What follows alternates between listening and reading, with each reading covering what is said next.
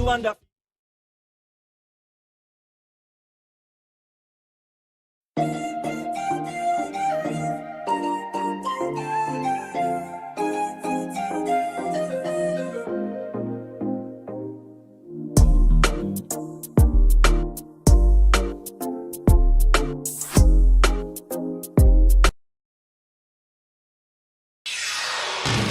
This is the news on top of the hour. Live from our studio in Georgetown. Kaieteur Radio, 99.1 FM.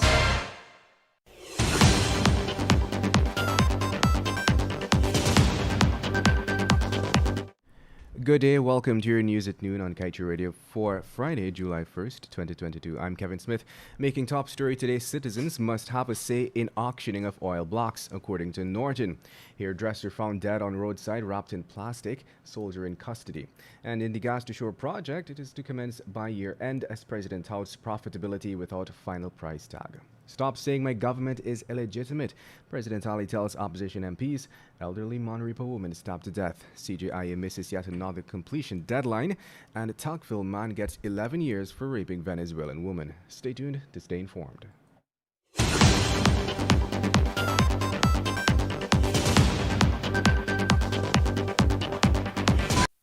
Go loud or go home. Never miss out on your favorite local radio segments, local and international podcasts, and DJ mixes. That's right. With the Go Loud app. Discover podcasts like Common Sense, Red Table Talk, The Breakfast Club, and the best mixes from DJs worldwide, and much more. Stream all of your favorite local radio stations in one app. Go loud on what matters to you. Download the Go Loud app in the App or Play Store today and start listening.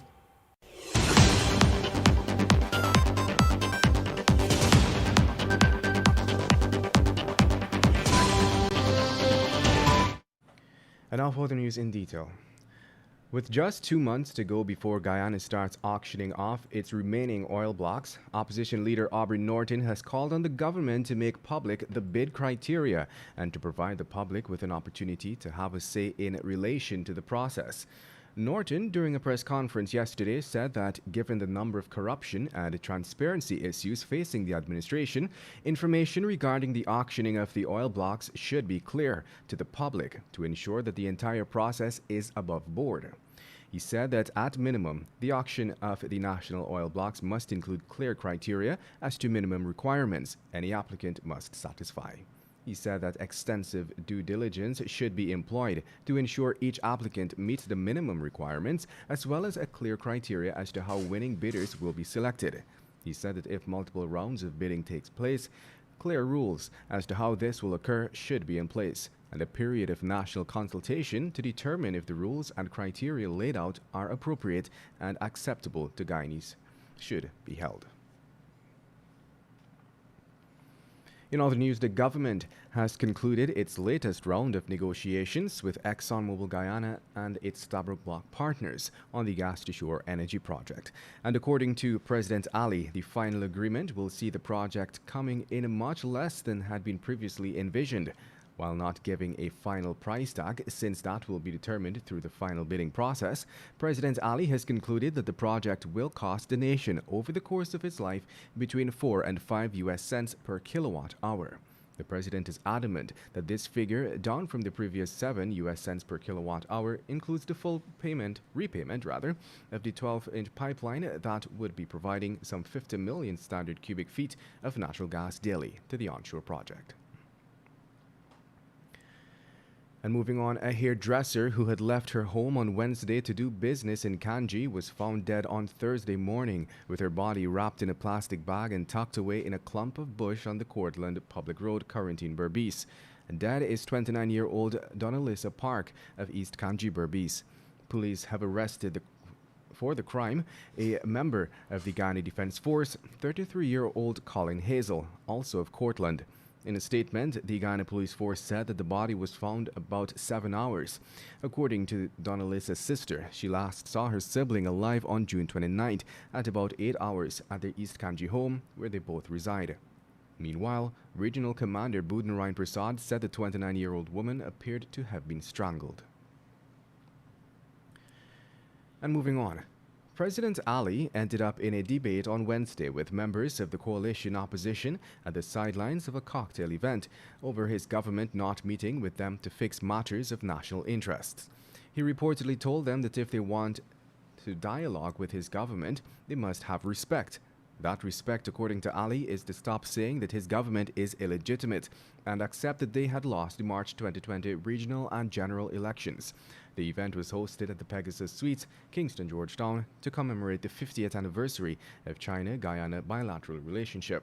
After the formalities were over, Ali decided to meet and greet everyone present at the event and ended up at the table of the opposition invitees, Kemraj Ramjatan, Kathy Hughes, and Gita Chanda Edmond.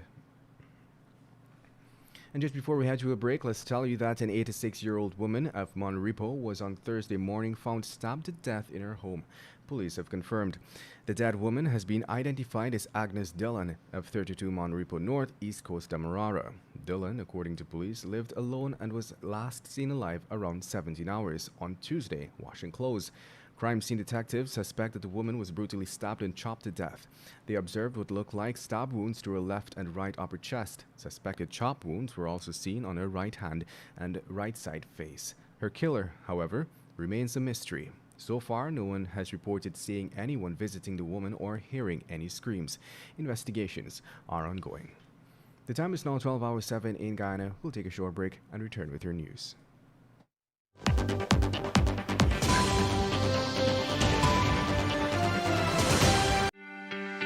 This is GHK Lal inviting you to join me weekdays from Monday to Friday on the National Outlook for commentary on a range of issues. Immediately after the 12 noon and 7 p.m. newscasts on Kaieteur Radio at 99.1 FM and 99.5 FM. Looking forward to you sharing in the conversation.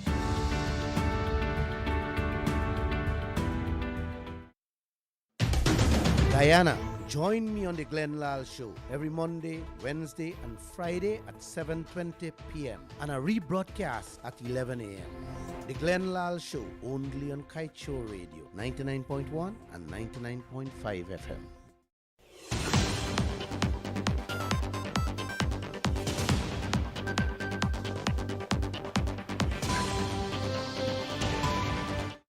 Welcome back. Let us continue with your news. Chinese contractor China Harbor Engineering Company has once again failed to meet yet another completion deadline for the expansion of the Chetty Jagan International Airport. Minister of Public Works Juan Edgil had announced during a press conference earlier this year that the deadline for the additional works at the CJIA was June 30th, 2022. On June 6th, we had contacted Minister Edgil for an update on the progress of the works being undertaken by the contractor, to which the minister said that the project was on track to being handed over at the end of June 2022. However, on Thursday, following a media tour at the airport, it was disclosed that the airport is quote-unquote almost finished. And moving on, in his address to the court moments before his sentencing was handed down, 38-year-old Thurston Semple, a taxi driver of Lot 5A Tuckville Terrace, Georgetown, maintained his innocence, claiming that he did not rape or batter a Venezuelan woman. Semple had denied that between February 24th and February 25th, 2021 at Tuckville, Georgetown, he engaged in sexual penetration with a 30-year-old Venezuelan woman without her consent. He had also denied that on the same day and at the same location, he caused the woman actually bodily harm. However, on Friday, March 25th, after 2 hours of deliberating, a mixed 12-member jury returned with 2 guilty verdicts, finding Semple guilty of battering and raping the woman who at the time was a sex worker. And now let's tell you a safety data sheet outlining information about the chemical asphaltene inhibitor, which was spilled during a transfer to the Stabroek Block Lysa Destiny FPSO, has been noted to pose long-term hazard to the marine environment. We became aware of the incident over the weekend and was told that earlier this month, over 900 gallons of the chemical was spilled into the ocean when a G-Boats Guyana vessel was making the transfer. The safety document states that outside of the chemical being combustible, it is hazardous to the aquatic environment, long-term hazard, Category 1, and acute hazards to the aquatic environment, Category 2. It is understood that the various categories speak about how hazardous a product is. Category 1 is always the greatest level of hazard.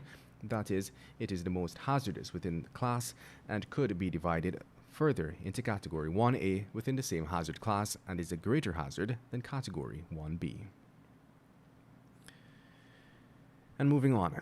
Opposition parliamentarian and former Minister of Public Works David Patterson is of the view that the government of Guyana could have avoided pitfalls of the local content bill had they heeded the calls for amendments when the issues were raised in the National Assembly. His comments come even as concerns are being raised over the one Trinidad-owned company's ploy to benefit from Guyana's local content provisions. Rams Logistics Guyana Inc. has complained that it was denied a local content certificate, even though the company is 51% Guyanese-owned, given its chairman, Trinidad-born Deepak Lal, has strong connections to Guyana through his patriarchal family. Lal was granted citizenship in Guyana just after 3 months. Alluding to this scenario, Patterson said that some of the issues being highlighted in the media could have been avoided if the government had taken into account the proposed amendments to the LCB before it became law. And now for your COVID-19 update, followed by the page 7 of today's Kaieteur News. A 71-year-old man from Region 4 is the country's latest COVID-19 fatality. This is according to the Ministry of Health, which on Thursday reported that as a result of this, Guyana's COVID-19 death toll has moved to 1,254. Meanwhile, the Health Ministry recorded 70 new infections, taking the total number of confirmed cases in the country to 67,395.